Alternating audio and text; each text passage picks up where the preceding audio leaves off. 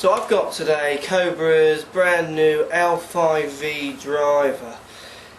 Now for me this is quite an exciting driver from Cobra because I've got a little bit bored of their drivers that always sit so hideously closed and are quite ugly. Quite refreshing to see the new L5V here that actually gives you the option to sit the thing up relatively square or more closed if that's what you require. So I've got in my hands today a 9.5 stiff shafted L5V driver, and I've got it set up at 0 settings. So what this driver's allowing me to do, 0 settings sits half a degree closed, so not really going to see that. I could put the key in the top here, unscrew the head and move it to the number 1 setting, which I think moves it to 1.5 degrees or degree close, so close it a bit more if I was suffering from losing my T-shots out to the right. I like to see a driver sit pretty square, to be honest, so 0 settings is what I'm going to try this driver on. But it's clever. I mean, I've got 2 drivers here, so I could hit it at the 0 setting, and my best friend who slices it a lot, say he could try it and he could use it at the 1 setting. So you've got 2 clubs in one. The other thing you can do with this driver, which is clever, if you're not getting on with the shaft, literally unscrew the head, put a different shaft in it. So you could buy a driver and then maybe a couple of other shafts to to play with the flexes or the weights of the shaft. So let's give it a go. Let's see what it feels like.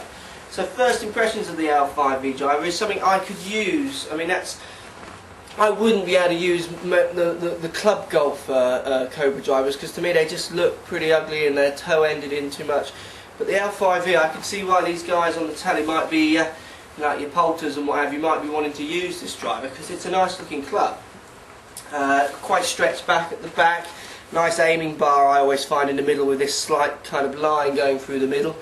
Look, very nice appearance, and obviously you've got the Cobra logo on top to aim your shots up with.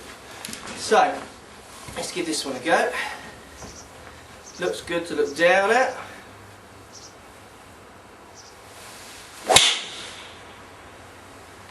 Okay, feels good off the face. Hit that one nicely.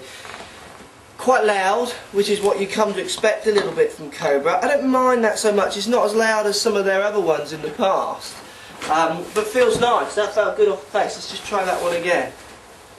I mean, what I'm most impressed with, to be honest with you, is the fact that I can actually put it down behind the ball and feel like I can hit it.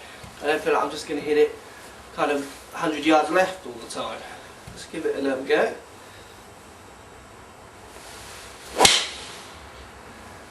Okay, a little bit out the heel that time, but still performing quite well.